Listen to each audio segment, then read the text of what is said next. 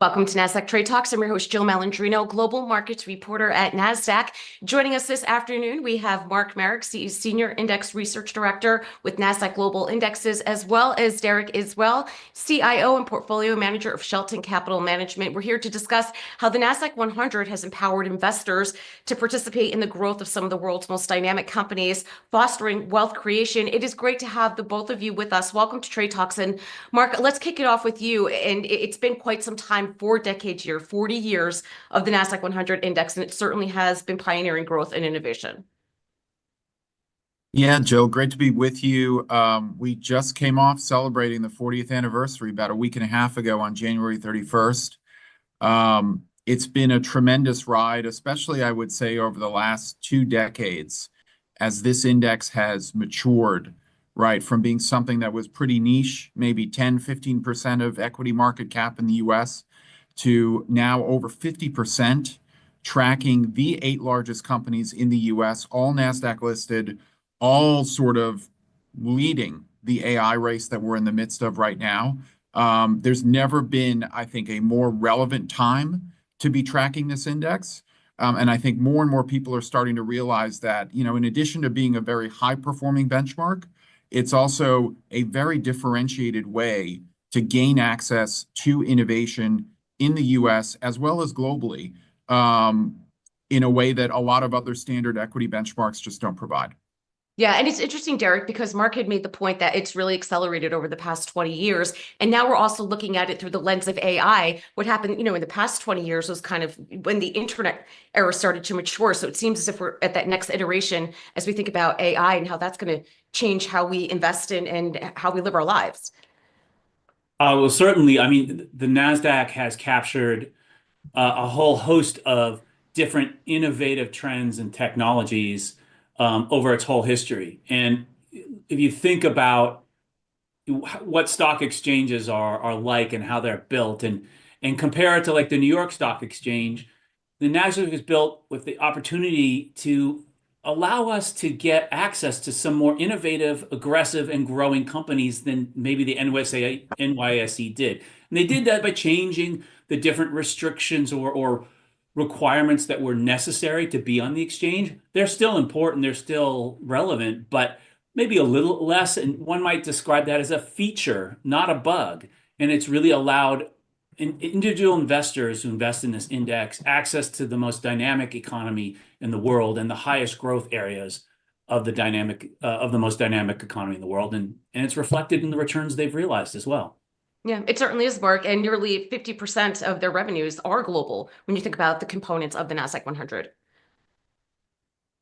Yeah, I mean, we're debating semantics a lot of these days in terms of what is a U.S. company, what is a global company. The Nasdaq 100 has, over a number of years now, tilted more heavily than something like the broader S&P 500 in terms of its exposure to revenue earned outside the U.S.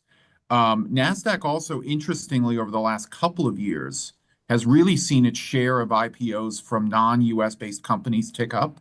It was a little bit under 50% in 2023, around 50% in 2024 as well. And we think part of that reflects, what's now a really, really long track record of IPO leadership within the US, where, at 10 years now winning that IPO race versus NYSE, over 40 quarters of IPO leadership with, even higher than 80 or 90% share in certain areas like biotech and software in terms of proceeds raised or IPO counts. And the US has shown itself, right, to be the deepest capital market and the place where companies are going to raise the most amount of money and have the most access to investors. So it's interesting to see that trend now really globalize in just another fashion, which is, it's not just the companies here that are US companies that are earning a lot outside the US. It's companies outside the US thinking, well, do I want to list in London? Do I want to list in Asia? Or do I want to just list in the US? And if you're a forward-thinking, innovative company today, odds are you're choosing NASDAQ if you are listing in the US.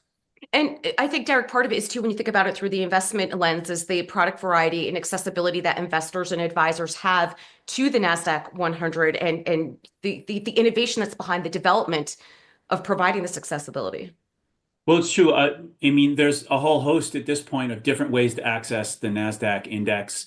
There are obviously, ETFs out there that cover this index. There are mutual funds that cover it, and both of those interests have, or both those instruments have different purposes and are more valuable to different types of investors. And with that, on top of it, you've got a whole host of different derivatives as well that can be used to gain access to this index and the underlying securities that are part of it, depending on how you might want to use that within a broader portfolio. Mark, I think part of that too is the methodology behind the Nasdaq 100 is pretty straightforward and it's consistent. So investors have an idea of what to expect too when you think about the constituents and how it's made up. Yeah, I mean, look, the methodology has been pretty consistent ever since we launched the index 40 years ago. At a high level, you're getting exposure to the 100 largest companies listed on the Nasdaq Stock Exchange. Other than we exclude financial sector companies, that's been the case ever since the index launched in 1985. And there are some nuances baked in there. The methodology is around 10 pages long for index methodology nerds who want to dig in. They can check out what the nuances are like in terms of some of the capping rules in place to prevent excess concentration, some of the buffer rules in place to prevent excess turnover. But all in all, right, it is a way to get access to more or less the 100 largest listed on the Nasdaq exchange. And part of the beauty of that simplicity, right, is that when you are looking to launch a wide array of products to track it, whether it's ETFs, whether it's mutual funds, whether they're leveraged or inverse, whether you're talking options, futures, structured products, annuities now is a big growing business for us here at NASDAQ. We are up to over $600 billion of daily liquidity, daily volume traded in the Nasdaq 100 across the companies that make up the index and across all these different product wrappers. That's as of the end of 2024. That's something our chief economist was calling out right around the anniversary, as well as part of research that his team did. So this is a full-fledged ecosystem now with a ton of different ways for investors to get that exposure. And it's getting easier than ever, depending on what goals you have, what product structures you prefer. It's there or it's being built. Well, Mark, another thing I want to call out, this is a favorite stat of your team that I like to discuss. Nasdaq 100 companies by far leverage investment in R&D than any other index. And that translates into the growth that has created this wealth for investors. Yeah, you're absolutely right. I mean, the fact of the matter is when you look at the 20th century, right, the benchmarks of the 20th century, things like the Dow Jones, later years, the S&P 500, those benchmarks were almost entirely driven by companies that excelled in physical assets and physical capital. Things like CapEx, real estate, energy, commodities, materials, right? That was the old economy. The 21st century economy has been evolving pretty much ever since the Nasdaq 100 was launched with that first era of computers and internet to what it is now, where basically that relationship has been flipped. Most of the value that represents the market cap in the US equity markets today comes from intellectual property, which is generated by R&D. And companies in the Nasdaq 100 spent $400 billion on R&D last year versus about $900 billion across the entire US, including what the government spends, including what academic institutions spend.